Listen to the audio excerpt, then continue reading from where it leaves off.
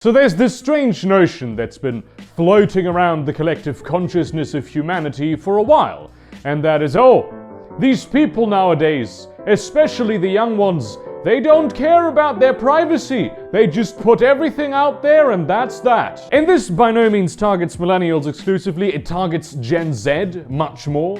And it also applies to just generally people who are young today and even some middle-aged people at this point, because the millennials are a very old generation now. You gotta unleash the beast with monster energy. You know, we're constantly broadcasting about everything we do. We take pictures of food that we eat where the question could be posited as to why the fuck anyone who isn't named Gordon Ramsay would ever do that. We're under constant surveillance by powerful social media companies who treat us as their cattle to sell our information to their advertiser customers, and we're okay with that because they give us free services. It's not difficult to come to the conclusion that young people today are willing to sacrifice their privacy for free shit and social gratification. Problem is, that's bollocks. And yeah, sure, there are people out there who do not give a shit who listens to any word they say and who watches them on the toilet and who would love to just broadcast every second of their life. And you know, some of them do that. I haven't met anyone like that, but I do know for a fact that they exist. There's probably also millennials and Gen Z people in the whole, if you have nothing to hide, you should be completely okay with total surveillance crowd. You know, mostly that is Gen X and Boomer people, the ones I've met there. I haven't met a young person who actually believes this, but I'm sure some do. I will, however, posit the exact opposite of what you may have been thinking about young people, because I feel like millennials and Gen Z people are the ones who are most concerned about their privacy compared to the other earlier generations.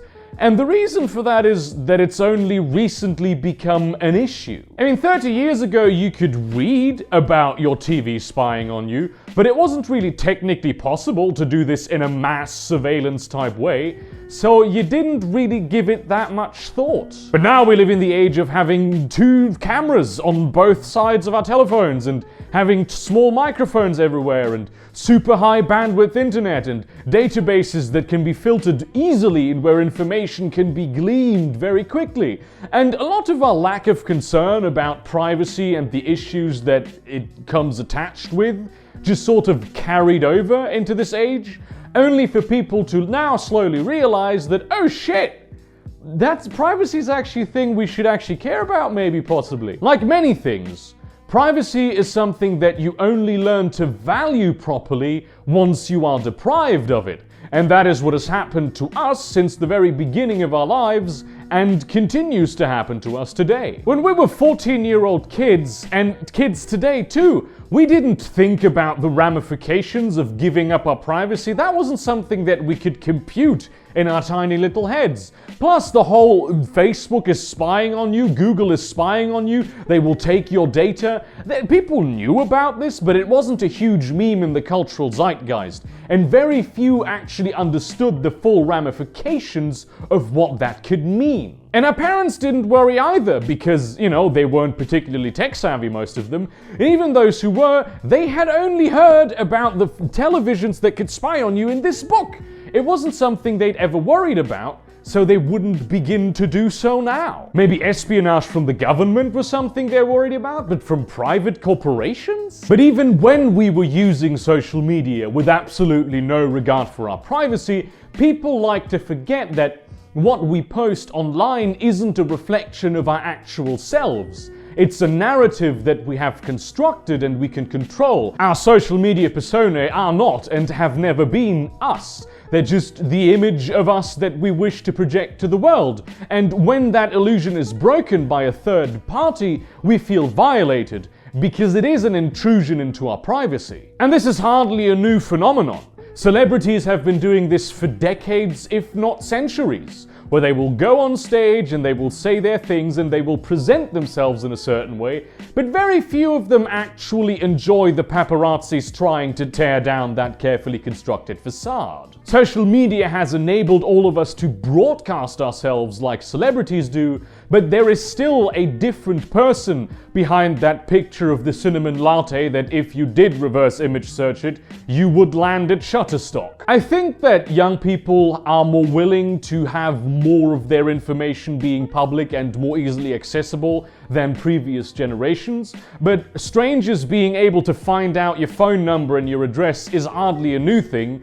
The yellow pages weren't invented last week. And yeah, sure, you will check in at the nice new pizza place down by the port because it's en vogue and chic and people will be very impressed with you if you eat there. But very few people will actually click the share to Facebook button on Pornhub to let everyone know who their favorite waifu is. Essentially, you can film me in public all you want, but my home is my home and it's where I keep my animu titties, and my animu titties are my business and my business alone. I think that we as individuals and also as a collective consciousness are beginning to understand just how valuable privacy really is. And though we are willing to give up some of it, we want very precise control over what it is that we are giving up. It's also very important for us to control who we are giving up our privacy to. If, for instance, to make up an extreme example, I were to pay a security company to implant me with a tracking device so if I get kidnapped, they'll know who I am and can come rescue me, that is a different situation than compared to if Mark Zuckerberg tracks my phone over the Facebook app, which I don't have. I'd be willing to let the security company do that. That is something that I entered into willingly. The Facebook thing, not so much. It's a well-known fact that Facebook is slowly and increasingly rapidly dying. And the number one group of people who are on this exodus from Facebook are young people, because the platform has again and again and again and again been ravaged by scandals surrounding privacy, and we don't trust them anymore to handle our data even in the ways that they promised they would. And though there isn't an immediate alternative to Facebook, just platforms who are somewhat comparable and do a slightly different thing, but who really cares, it's sort of Facebook, we leave. And while in the past a lot of us knew about data harvesting, the tech industry was still this cool, hip new thing, and come on, they're for the right values, they care about free speech, and they actually care about you. Nobody trusts Google anymore in the year 2018. That's just not a thing. Encrypted messaging apps like Telegram and Threema are increasingly butting in on WhatsApp's market share on the mobile communications market. And if there was an alternative to WhatsApp that had the same access to people and the same functionality and ease of use,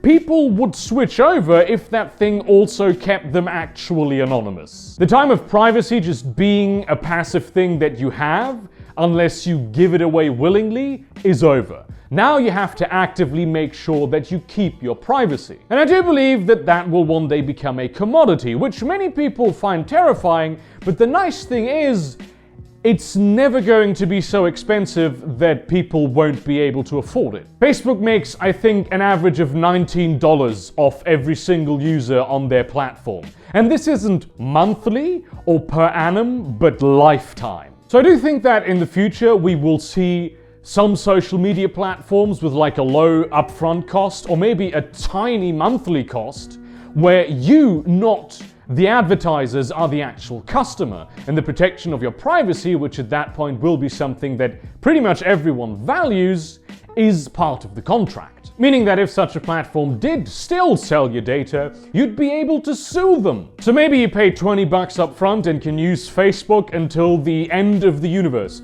Or maybe you pay like $1 or $2 per month, which in the long term might even be a much more sustainable business model, because at some point with data mining, there is only so much you can know about a person and about all the other persons. So when Facebook knows everything, and the people who buy from Facebook also know everything, there is no more money that can be made.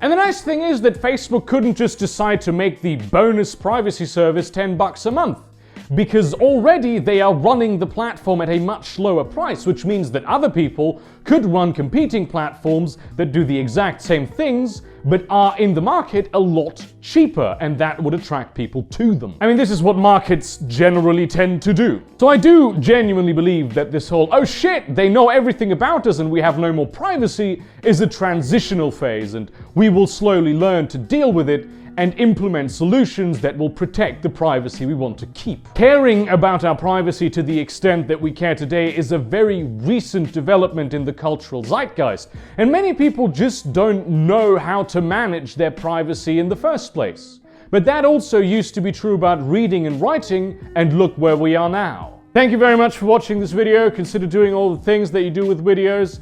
Also, maybe consider becoming a patron of mine for really cool rewards on the Discord server, and also the monthly hangout with me that happened just yesterday, Fast Food Thursday. It was pretty great. We mostly looked at memes. In that spirit, I appreciate all of you. Keep your privacy private, and see you around, cunts.